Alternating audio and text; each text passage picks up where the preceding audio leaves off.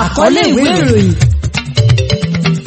Ẹ kú ojúmọ́, ẹ kú àsìkò gbogbo ẹ̀yin olólùfẹ́ àkọlé ìwé ìròyìn onínà yẹn ń ṣe ọjọ́ kẹrìndínlọ́gbọ̀n oṣù kẹsàn-án ẹgbàá ọdún ó lé mẹ́tàlélógún ọwọ́ nọ́nà ẹ̀. Ẹ káàbọ̀ sílé kan wọn àkọlé ìwé ìròyìn yọjẹyọ lọ́jọ́ òní. Ọ̀pọ̀lọpọ̀ ìwé ìròyìn náà ló jáde lónìí ní bíbà ọmọ o. Ìyólíròyìn wí kó kọ́gbọ́n ibi yórí kókó ti di pàtàkì. Kọ́mọ lọ fún iná ó ṣewé kan ṣe ṣúdé kan. Ẹ farabalẹ̀wé náà kẹ́ bá ń fetí kẹ́fu gbéyàwó ọ̀rọ̀. Àkọ́kọ́ ìwé ìròyìn yàwó mi bá lọ́jọ́ ní náà lè dìkún ẹ̀. Dìkún ẹ̀ ń fọ́fun ní lọ́jọ́ ní fọ́lì. Òótọ́ ni o, jákèjádò orílẹ̀-èdè Benin ní bí ìwọlé ẹgbàá ọdún ó lé mẹ́tàlélógún dé ẹgbàá ọdún ó lé mẹ́rìnlélógún ti bẹ̀ ń dì sí o. Àmọ́ ìwọ́n ṣe kókó ẹbẹ̀ náà lífọ́lì. Ọ̀pọ̀lọpọ̀ òbí àwé náà lọ́tọ́kù lójú wọn pọ́ ṣẹṣẹṣẹ fojú ẹyẹ olùlú lọ ti rẹ lò ilé òfọmọdéhàn.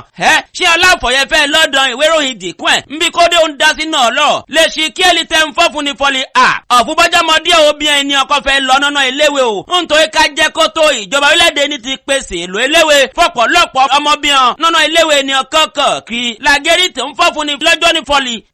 Ọ̀yí dára ń pẹ́wé náà nọ́nà ìmẹ̀rí ni ọkọ̀ kọ̀ọ̀kiri lólẹ́dẹ̀ Benin ní bí ìjọba orílẹ̀-èdè ni mú àlọ́. Àtọ́tò ráńpẹ́ gbẹ̀mbóyè ń fọyé yìí o. Réforme dans le secteur de la décentralisation au Bénin des secrétaires exécutifs de nos mairies fragilisés.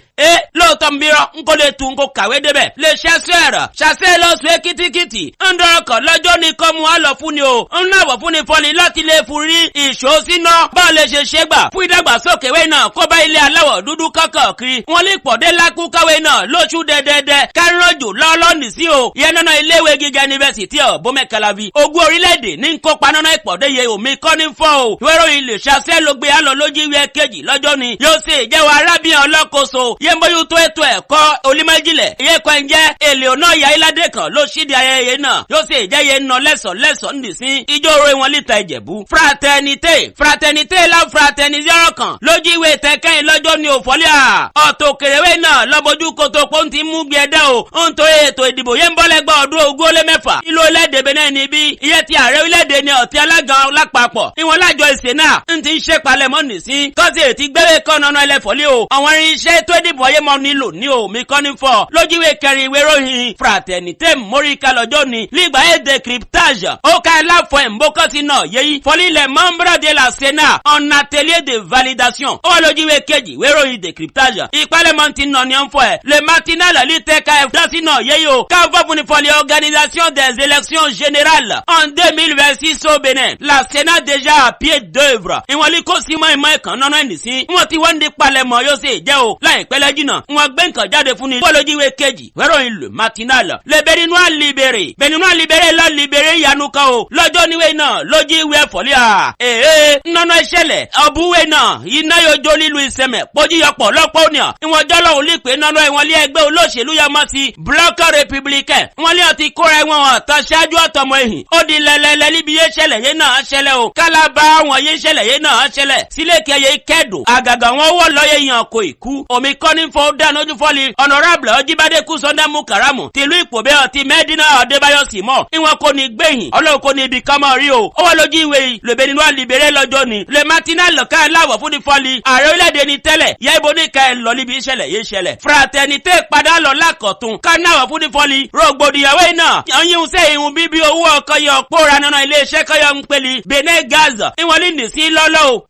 ilé ẹjọ́ gíga júyọ̀mọ́ sí kìrìẹ́tà ọgbọ́dọ̀ dá sí náà yẹ́yí tó yọ ọkọ̀ ọwọ́ ibẹ̀ nìsí èwọ́ ti dúró di ọyẹ́ ń kọlẹ̀kù fún ọgbọ́gbọ́gbọ́ ó lójú ìwé kẹta ìwé ìròyìn fraternité omi kọ́ ní fọ́ o le confrère de la matinée ló fún náà fún ní fọ́líà nánà ilé ìdájọ́ ẹni ọkọ̀ kí lórílẹ̀-èdè Benin níbí nìsí wọn láwọn ọmọdé adájọ́ ọkọ̀ wọ́n nìsí ọkọ̀ tẹ̀ bẹ́ẹ̀ o wọ́n ń dáhùn yóò wọ́n ní lẹ́jọ́ baro Béninois génération des jeunes qui impressionne ó wà lójú ìwé kejì ìwé ìròyìn le confrère de la matinée di qualité ó náà fún ní lọ́jọ́ ní fọ́lí o lílu ìparakú lóhun pé yà lè ṣe gbáwé náà fún ìdọ̀tí yẹ orin lórí ìlú kọ́kọ̀ kí a bá ń da omi ẹja ní sójú ọ̀nà ìwọ̀n lè ọ̀dọ̀wọ́ ẹ̀wọ̀n aláṣẹ yẹ wọ́n lílu yẹn náà pàápàá jùlọ ọmọ ìlú ọ̀ka gbọ́dọ̀ mọ̀ fọ̀lí àgbọ̀dọ̀ máa fún wa dáadáa ni ìyẹn fúlù ìnìyàn kó lè fún mọ́ omi kọ́ni fọ́ di pẹ́ ló pé ọ̀sán kẹsì yẹ lójú ìwé kẹyìn lọ́jọ́ ni nílàbù sọ̀lọ̀ ó dá sí náà ìdìtẹ̀gbàjọba yẹn ń ṣẹlẹ̀ lórílẹ̀-èdè Niger lọ́lọ́ọ̀nì sí o orílẹ̀-èdè France ọ̀sọ́wé náà kọ́kọ́gì la France dóòmù omi kọ́ni fọ́ nítorí wọn lé à wọ́n ti palẹ̀ ọ̀rùn ìwọ̀n mọ́ nítorí àwọn ológun ọlí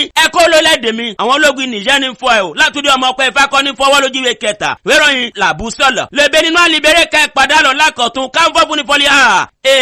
gbogbo ẹ̀yẹ ń fọ̀fọ̀ lé kó sọba lọ́hùn lókè fọlọ́lọ́hùn kó sí wọn lé kẹ́tù tó dẹnu kó lọ́nu kéèpù ẹ̀ ọlọ́hun wó lè kú ẹ o ń tó ìṣẹ̀lẹ̀ yọ ṣẹlẹ̀ iye náà jówé náà lé sẹ́mẹ̀ pójí ǹjẹ́ lè máa fọ̀ lé pé iná ṣe ń jó yọpọ̀ lọ́pọ̀ ní ọkú ọjọ́ lọ́hùn lè pè iná jówé náà kọ́ sí ká ọmọ kéèké ọlọ́dún máa kọ́ sí omi kọ́ ní fọ́ o iná jókòó jálè kí ọ ọba lọ́hùn lókè ńnágbá o ilé gan yìí ń fún náà fún ní fọ́lì ọ̀dọ́mọkùnrin kéèké ọlọ́dún máa lọ́mọ yìí èkó ẹ̀sìn ọgbọ́dọ̀ fọmọ yìí náà gangan lè ṣì ké ń fọ́ fún ni lọ́jọ́ ní fọ́lì ọ̀làlíkó ní ṣiṣẹ́ jákèjádò fún ọgbọ́n wọn òṣìṣẹ́ ìjọba àmọ́ ò bá ń fọ náà ìtorí kánà gangan wọn lè ń fẹ́ ṣọdún yọ pẹ̀lú màlúùdà omi kan ní fọ ẹgbẹ́ nílò làkẹ́jẹun kẹ́sù ẹ̀mẹ́lọ́bì iṣẹ́ lójúwé kẹrin ìwé ìròyìn lè ṣì ké mọ́tìríkà ǹjẹ́ kó ní sákọ́léwé ròyìn lọ́la ní jẹ́ o ẹ̀yin ó ní ọ̀mí kò jùwé lọ fákọ́léwé ròyìn iye mo máa lọ fún yín lọ́jọ́ òní bí wọn bá bẹ̀rẹ̀ lọ́wọ́ yín fọ́lí lé lolúwẹ̀ náà sẹ́ aláfọ́dùn àkọ́léwé ròyìn olójoojúmọ́ ẹ dákun ẹ bá ń fọ́ fún ọfọ́lì olátúndé lọ́wọ́ ọmọ pé ifá ìmọ́lẹ̀ ọmọ ọ̀ríjì bọ́bá ti di ọjọ́ ìṣèdíye mọ̀ ẹjọ́ fọ́mi ọtí ẹ̀wìn kan ṣe wẹ́ ká